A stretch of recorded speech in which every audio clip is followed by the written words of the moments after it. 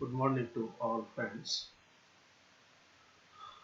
आज टेरेटोलॉजी पर अपन डिस्कस करना चाहेंगे। एम्ब्रियोनिक डेवलपमेंट एक बहुत ही जटिल प्रक्रिया है जिसमें cell division, cell migration, cell interaction, gene regulation तथा डिफरेंशिएशन की घटनाएं देखने को मिलती हैं। एम्ब्रियोजेनेसिस के दौरान कई बार मिसलीडिंग इंफॉर्मेशंस के कारण विकृत प्रकार की संरचना निर्मित हो जाती है, जिसके कारण मनुष्य राक्षस के समान दिखाई देता है। इन विकृत संरचनाओं के निर्माण की प्रक्रिया टेरेटोजेनेसिस कहलाती है।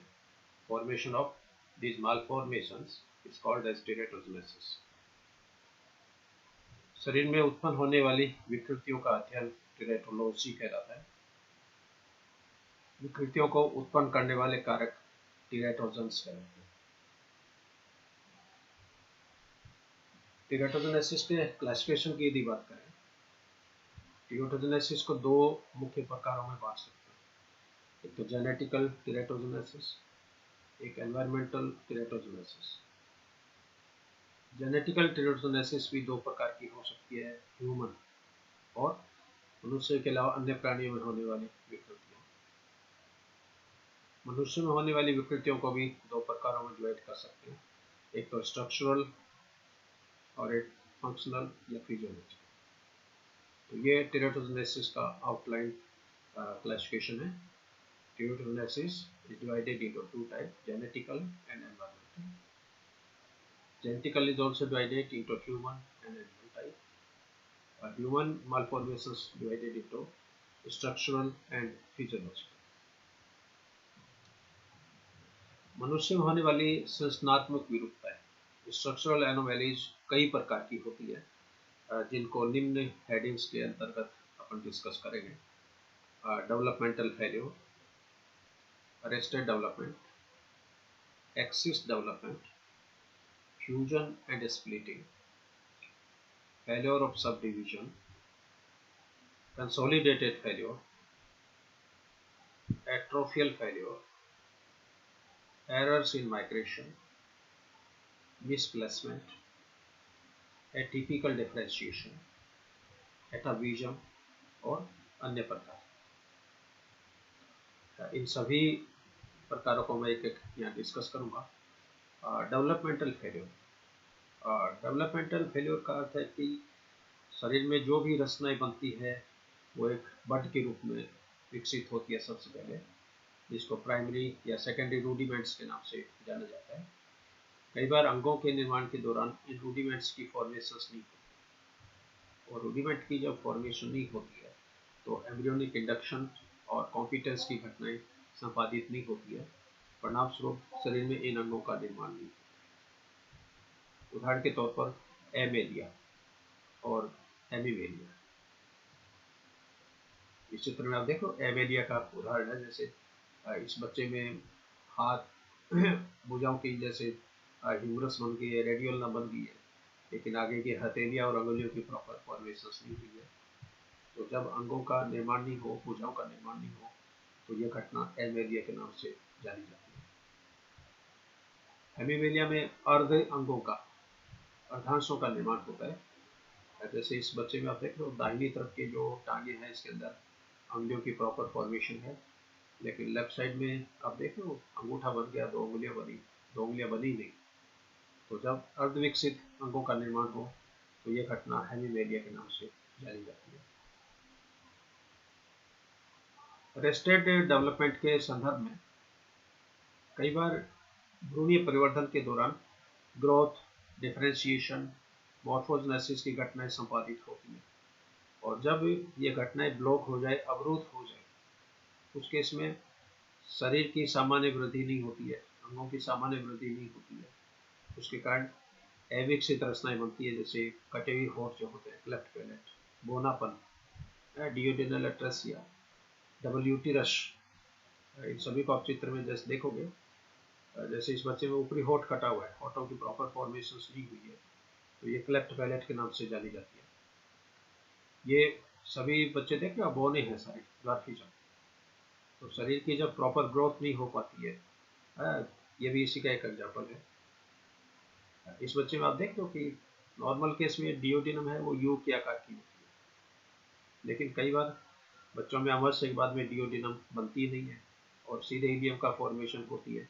यहाँ पर डिओडिनम है एक बहुत छोटे एक कनेक्शन के रूप में, छोटे पाइप के रूप में, ये डिओडिनल एक्ट्रेसिया के नाम से जानी जाती है। कई बार डबल यूटिरस बन जाते हैं स्त्रियों के अंदर, और डबल गर्भाशय होते हैं तो इसमें दो अलग अलग एम्ब्रियो का इम्प्लांटेशन हो सकता है, तो अलग अलग प्लेसेंटा इसमें विकसित हो सकते हैं, दो अलग अलग जुड़वा बच्चे इसमें विकसित हो सकते हैं। तीसरी जो श्रेणी है डेवलपमेंटल एक्सेस, एक्सेस का मतलब अतिरेक। कई बार आवश्यकता से ज़्यादा वृद्धि हो जाती है शरीर में, ये वृद्धि गुणात्मक रूप में भी हो सकती है, मात्रात्मक रूप में भी हो सकती है। इसके मुख्य उदाहरण जैसे जाइजेंटिज्म, शरीर का आकार का बड़ा होना, पॉलीडेक्टाइली, अंगुलियों की संख्या ज़्यादा, जुड़वा बच्चों की फॉर्मेशन।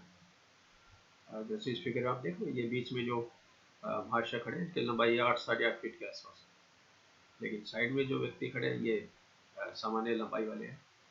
तो शरीर की लंबाई जब आवश्यकता से अधिक हो जाए तो ये घटना जाइजेंटिज्म के नाम से जानी जाती है।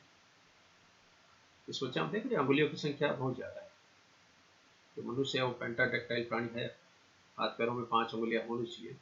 इस बच्चे हम देख रहे हो दोनों के अंदर 8-8 अंगुलियां हैं, तो ये घटना अतिरेक का एग्जाम्पल है, डेवलपमेंटल एक्सिस का एग्जाम्पल है। ये दोनों जुड़वा बच्चियां हैं, ये अपने इंडिया की है, काफ़ी फेमस है, सेलिब्रिटी के शोज में आती है, अनिल शर्मा के शो में आती है, कपिल शर्मा के शो में आती है, और ये दोनों बहनें एक जैसी आवाज़ बोलती है, एक जैसी इनकी रिदमिसिटी है, टोनिसिटी है, और इस प्रकार के जुड़वा बच्चों का निर्माण, ये भी एक्सेस डेवलपमेंट का ही एक उदाहरण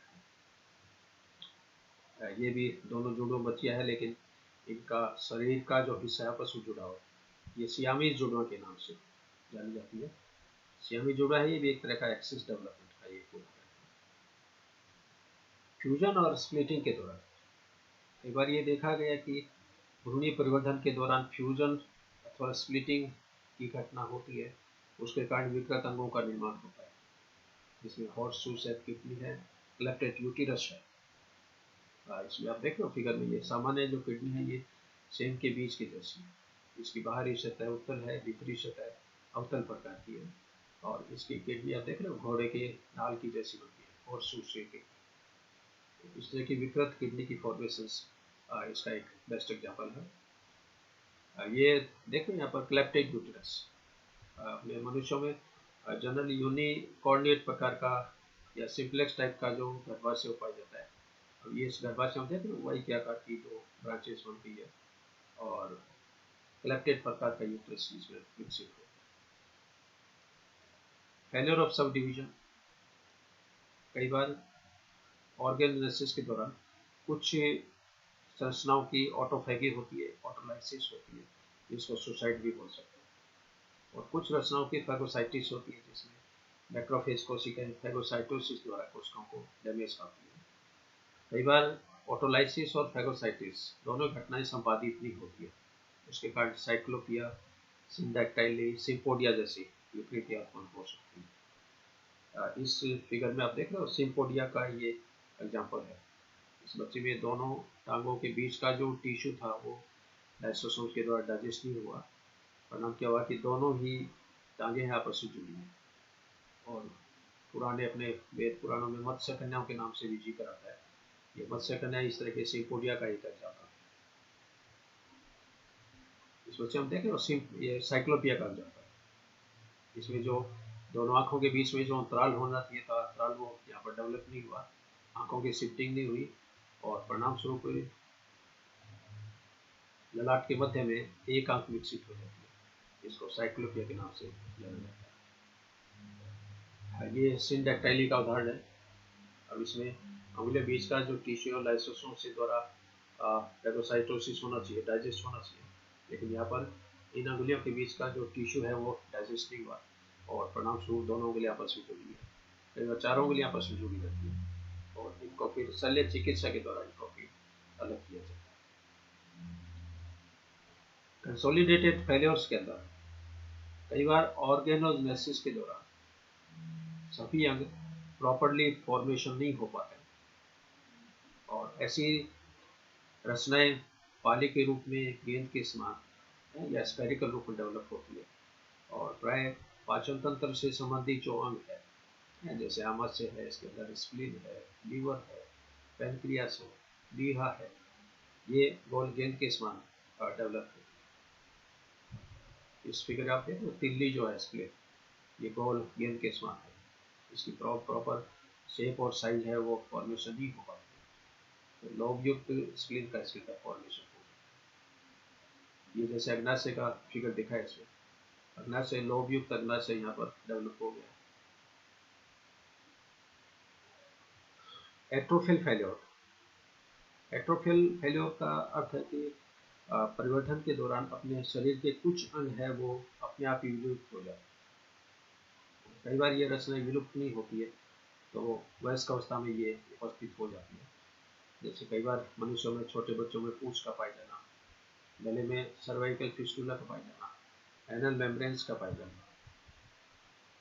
जैसे इस बच्चा हम देखो ये स्पाइनल कॉर्ड का पार्ट शरीर के बाहर निकला, ये पूंछ के रूप में।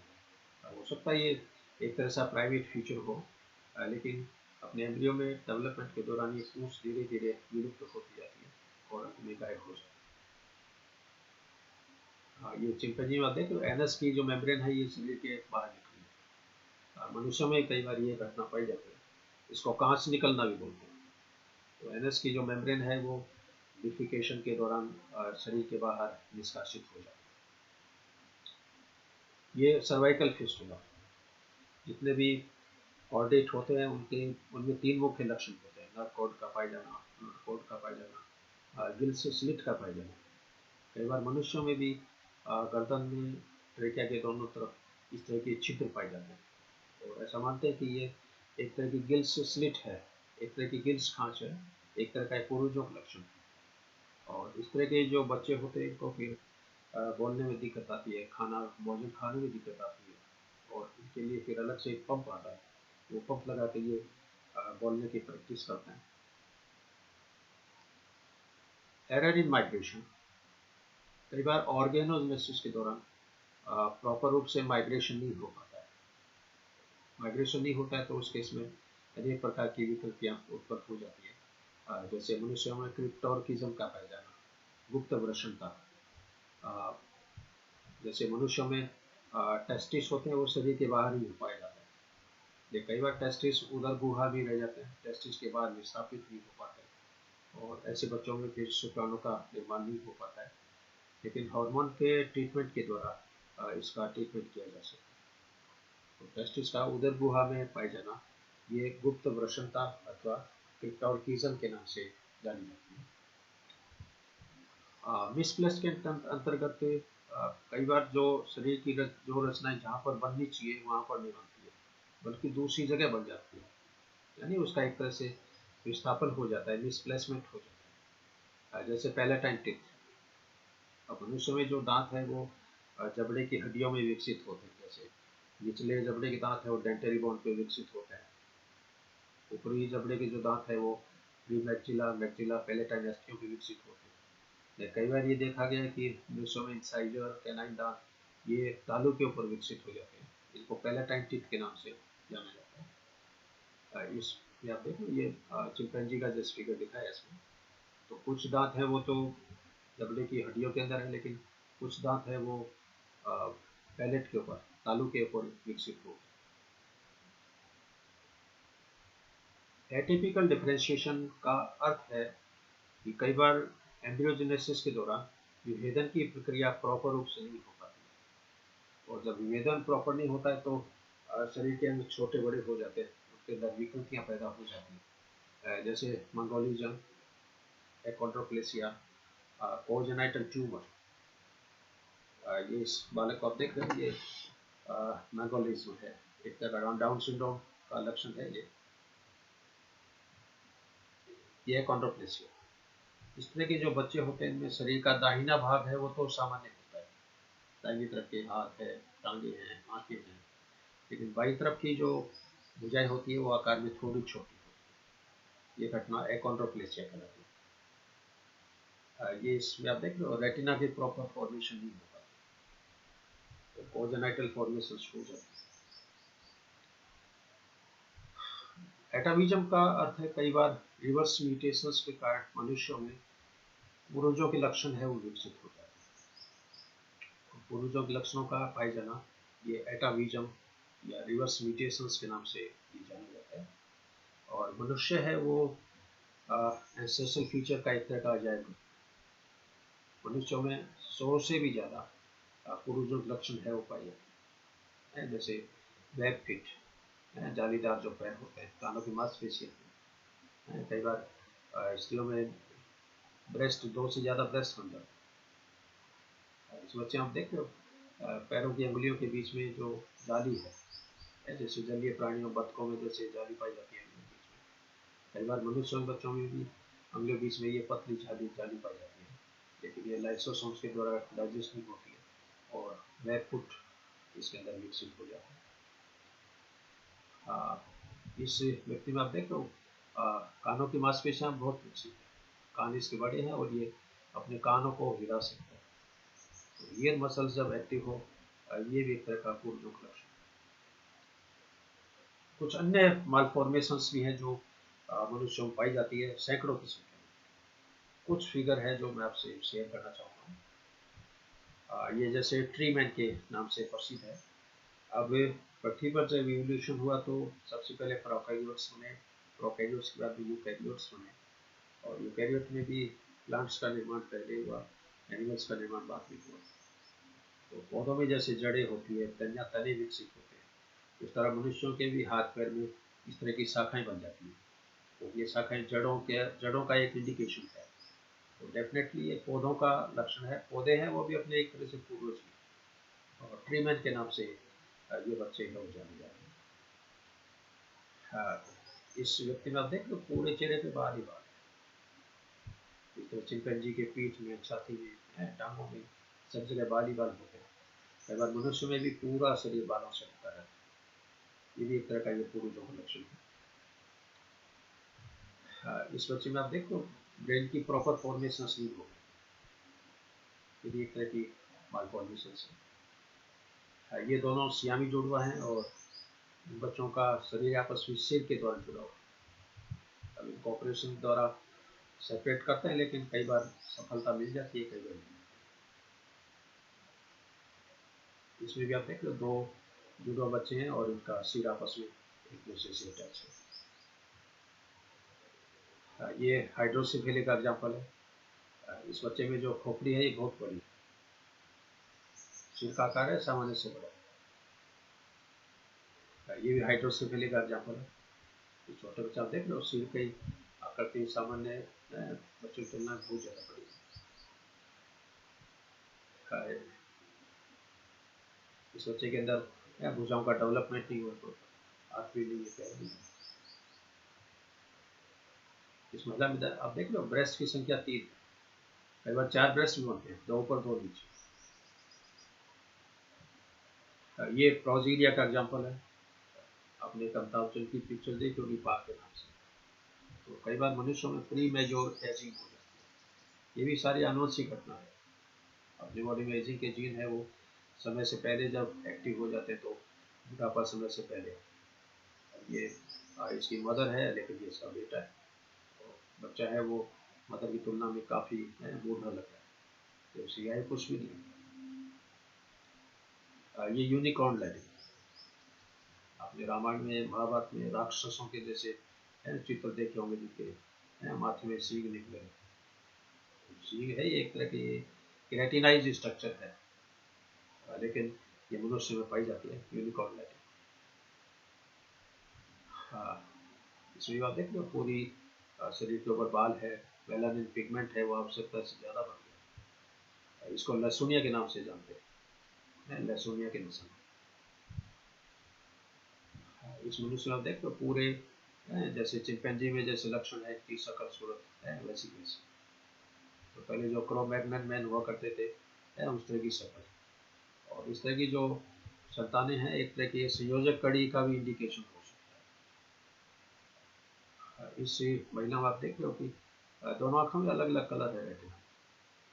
ये ब्राउन कलर की है, इधर ये नीले कलर की। इस बच्चे आप देख रहे हो कान की पिन्ना की फॉर्मेशन है, जैसे मिडिल ईयर बन गया है, इंटरनल ईयर बन गया है, और कान की जो टिम्पेना है वो स्किन से ढकी है। और इन बच्चों के कान के निकट आके जब बोलते हैं तब इनको सुनाई देता है। ये पिन्ना की इसके अंदर फॉर्मेशन है। ये एनेन्सेफेली का एग्जाम्पल है। इस बच्चे में ब्रेन तो बन गया है, लेकिन ब्रेन के ऊपर कपाल की फॉर्मेशन नहीं। इस तरह के बच्चे अपने चूरू में भी साल में 15-20 बच्चे इस तरह के विकसित होते हैं। विशेषकर जो महिलाएं नशा करती हैं, उन महिलाओं में इस तरह के बच्चों के होने की संभावना बहुत ज़्यादा है। इस बच्चे में देख अंगुलियों की संख्या है 5 से ज़्यादा है। ये तो थी कुछ संरचनात्मक विविधता। अब इन वाल फॉर्मेशन का सेकंड पार्ट मैं थोड़ा डिस्कस करूँगा, फिजियोलॉजिकल एनोमली। अपने शरीर में जितने भी लक्षण है, उन लक्षणों को नियंत्रित करने वाले जीन्स कई गुणसूत्रों पर पाए जाते हैं या सेक्स क्रोमोसोम पर पाए जाते हैं। कई गुणसूत्रों पर पाए जाने वाले जीन्स से उत्पन्न लक्षण उस प्राणी की मृत्यु के साथ ही समाप्त हो जाते हैं। उनका पीढ़ी दर पीढ़ी प्रोपेगेशन नहीं होता है, लेकिन सेक्स क्रोमोसोम पर उपस्थित जीन पीढ़ी दर पीढ़ी वंशागत होता है। एक्स क्रोमोसोम पे प्रेजेंट है या वाई क्रोमोसोम पे प्रेजेंट है, अथवा दोनों ही गुणसूत्रों पे प्रेजेंट है। इस संदर्भ में एक वैज्ञानिक थे आर्कीबाल्ड गैरोड। इन्होंने मनुष्य में फिजियोलॉजिकल डिसऑर्डर्स की खोज की और लगभग 160 फिजियोलॉजिकल डिसऑर्डर्स, जिनको उपापचय के जन्मजात रोग, मेटाबॉलिक डिसऑर्डर्स और ह्यूमन, और इन्होंने पुस्तक भी लिखी है। उस पुस्तक का भी टाइटल है इनबॉर्न एरर्स ऑफ मेटाबॉलिज्म। और इस डिस्कवरी के लिए आर्कीबाल्ड गैरोड को नोबेल पुरस्कार के द्वारा भी सम्मानित किया। जिसमें लगभग 160 इस तरह की फिजियोलॉजिकल डिसऑर्डर्स है पाई जाती है। ये बीमारियां कुछ विशिष्ट एंजाइमों की अनुपस्थिति का, क्योंकि उस एंजाइम को बनाने वाला जीन या तो उपस्थित होता है या वो जीन स्विच ऑफ स्थिति में रहता है, और उस एंजाइम की जब फॉर्मेशन ही होती है तो शरीर में उपापचय क्रिया संपादित नहीं है। जैसे कार्बोहाइड्रेट से रिलेटेड कुछ बीमारियां, जैसे फ्रुक्टोसेमिया, ग्लैक्टोसियूरिया, वॉन गेट डिजीज। प्रोटीन से संबंधित जो रोग है फिनाइलकीटोनुरिया, एल्बिनिज्म, एल्केप्टोन्यूरिया, टायरोसिनोसिस। लिपिड से संबंधित जो रोग है नीमेनफिक डिजीज, गाउचर डिजीज। इन लोगों के लिए उत्तरदायी जो एंजाइम है, जैसे फ्रुक्टोसेमिया के लिए उत्तरदायी एंजाइम है एल्डोलेज। ग्लैक्टोसूरिया के लिए एंजाइम उत्तरदायी है ग्लैक्टोकाइनेज। वॉन गेट डिजीज के लिए उत्तरदायी एंजाइम है ग्लूकोज 6 फॉस्फेटेज। गाउचर डिजीज के लिए उत्तरदायी एंजाइम है ग्लूकोसेरिनोसाइटेज। नीमेनफिक डिजीज के लिए उत्तरदायी है स्पिंजोमाइलिटेज। एल्बिनिज्म के लिए उत्तरदायी है टायरोसिनेज। और शरीर में जब ये एंजाइम अनुपस्थित होते हैं तो उनसे संपादित होने वाली उपापचय क्रिया संपन्न हो जाती है, और ये इनबॉर्न एरर्स के रूप में, उपापचय के जन्मजात रोग के रूप में ये प्रोपेगेट होते हैं। ये टीरेटोजेनेसिस का प्रथम पार्ट था, ह्यूमन टीरेटोजेनेसिस। इसका सेकंड जो पार्ट है एनिमल टीरेटोजेनेसिस। अब जिस तरह मनुष्यों में विकृतियां पैदा होती है, उस तरह की विकृतियां अन्य प्राणियों में, मनुष्य के अलावा अन्य प्राणियों, जिसमें गाय भैंस है, चौपाई जानवर है, चिंपैंजी है, बंदर है, उनके अंदर भी इस तरह की विकृतियां है वो देखने को मिल सकती है। लेकिन इस पार्ट में मैं ज़्यादा डिटेल में नहीं जाऊँगा, क्योंकि इस पर भी पूरे घंटे का ये व्याख्यान हो सकता है। लेकिन कुछ टर्मिनोलॉजी है वो मैं आपसे यहाँ पर शेयर करना चाहूँगा। Gene field relation. Gene field relations में क्या होता है कि different genes affect the same character by different organs. अलग अलग जीन एक ही लक्षण को अलग अलग तरीकों से प्रभावित। जैसे ड्रोसोफिला में आंखों के रंग को नियंत्रित करने के लिए लगभग 20 जीन्स है। ये जीन डोमिनेंट भी हो सकते हैं, रिसेसिव भी हो सकते हैं। इसका बेस्ट एग्जांपल चूहों में पसलियों को नियंत्रित करने वाला जो जीन होता है, ये जीन मस्कुलस में तो ये डोमिनेंट होता है, उसके कारण पसलियां आपस में फ्यूज हो जाती हैं। और मस्कुलस बैक्टीरियस में रिसेसिव प्रकार का होता है, जिसके कारण पसलियां आपस में फ्यूज नहीं होती। Expression of mutated gene depends on genetic factors and environmental conditions. उत्परिवर्तित जीन की अभिव्यक्ति जो होती है वो आनुवंशिक कारकों के साथ साथ पर्यावरणीय कारकों के लिए होती है। ऑटोफिन, एलोफिन, प्लियोटोफिन।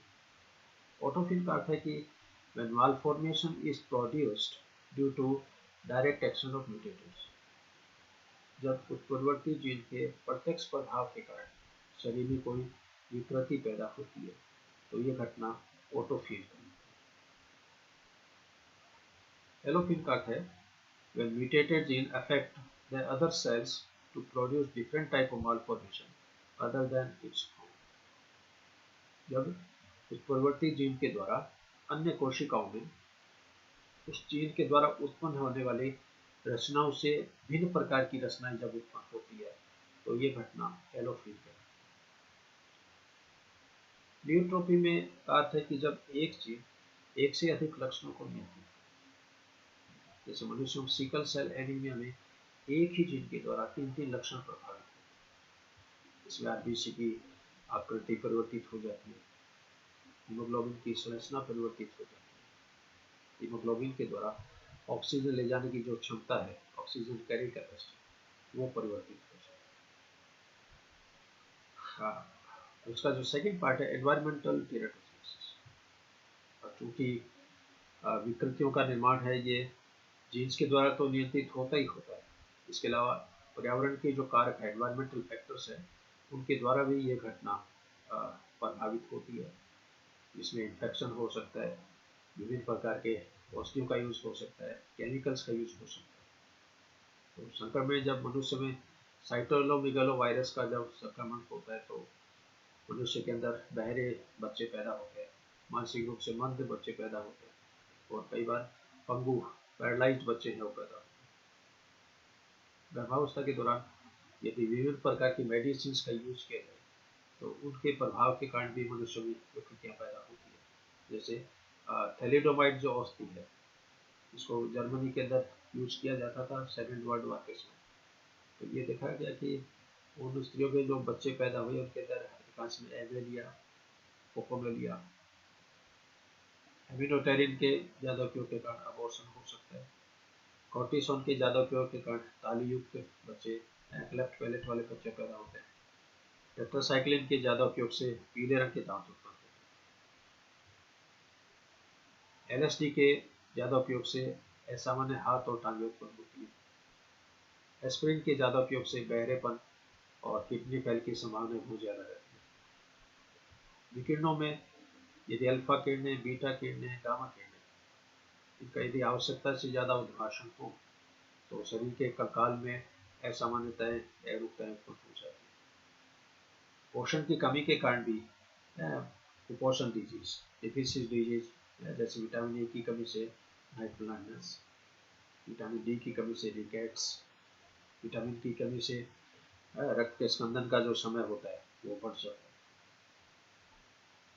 ये जनरल सर्वे जैसे दिखाया यहाँ पर कि पूरे वर्ल्ड में किस किस कैटेगरी में कितने प्रतिशत बच्चे पैदा होते हैं। तो क्लब फिट है ये 19% बच्चों में पाया जाता है। कार्डियक एबनॉर्मलिटी 18% बच्चों में, स्पाइना बाइफिडा 13% बच्चों में, हाइड्रोसेफेली 11% बच्चों में, एनेन्सेफेली 9% बच्चों में, क्लेफ्ट लिप 8% बच्चों में, डाउन सिंड्रोम 7% बच्चों में। हाँ, टेराटोजेनिक डोज, इसके कुछ कंक्लूडिंग पहलू मैं आपसे शेयर करना चाहूँगा। Effects of different teratogens is very, अलग अलग प्रकार के टेराटोजेंस का प्रभाव अलग अलग प्रकार का। सेम केमिकल और drug affects different species different. एक ही केमिकल अथवा एक ही औषधि अलग अलग जातियों को अलग अलग रूप में प्रभावित करती है। Same chemical affect differently in different developing stages of the same species. एक ही केमिकल एक ही प्रजाति की परिवर्तन की अलग अलग प्रावस्थाओं में अलग अलग प्रभाव डालता है। In early stage effect is less, but later on effect is more dangerous. भ्रूण के परिवर्धन में इनका प्रभाव कम होता है, लेकिन बाद में इनका प्रभाव बहुत ही घातक प्रकार का होता है, डेलिटेरियस प्रकार का है। अब क्वेश्चन है कि इस टेरेटोजेनेसिस की वास्तविक मैकेनिज्म क्या है। अभी मैंने आपको प्रारंभ में बताया कि एम्ब्रियोजेनेसिस एक बहुत ही जटिल प्रक्रिया है। Embryogenesis is a complex and coordinated process in which induction, competence, growth, differentiation, morphogenesis, histogenesis, cellular growth, cell migration, cell multiplication जैसी घटनाएं संपादित होती हैं। अब किसी भी घटना यदि संपादित नहीं हो या उसके अंदर किसी तरह का ऑब्स्टेकल आ जाए तो भ्रूणीय परिवर्तन फिर अवरुद्ध हो जाए। किस तरह का परिवर्तन अवरुद्ध होगा उसके अकॉर्डिंग विकृतियों की फॉर्मेशन होती है, मालफॉर्मेशन। हाँ, ये जो विकृत प्रभाव है टेरोटल इफेक्ट, ये असामान्य प्रोटीन के उत्पादन के कारण हो सकता है by production of normal protein, by production of protein in excess में, कई बार आवश्यकता से ज़्यादा प्रोटीन का उत्पादन हो जाता है, by synthesis of abnormal mRNA and tRNA, by change in the permeability of cell membrane, by switch on switch off the gene in developing embryo। तो परिवर्तित भ्रूण में जब जीन का स्विच ऑन या स्विच ऑफ हो जाए उस केस में भी विकृति उत्पन्न हो सकती है। तो ये एक शॉर्ट में ये व्याख्यान मैंने आपसे शेयर किया है, और इसमें आप कोई भी क्वेश्चन हो आप पूछ सकते हैं, व्हाट्सएप नंबर पे मैसेज भेज सकते हैं, ईमेल के द्वारा संपर्क कर सकते हैं। और आपने ये व्याख्यान ध्यान से सुना और इसके लिए आप सभी का धन्यवाद। जूलॉजी डिपार्टमेंट की तरफ से, लोयर कॉलेज की तरफ से और मेरी तरफ से डॉक्टर के Sisodia. Thank you to all students, all audience very much. Thank you very much.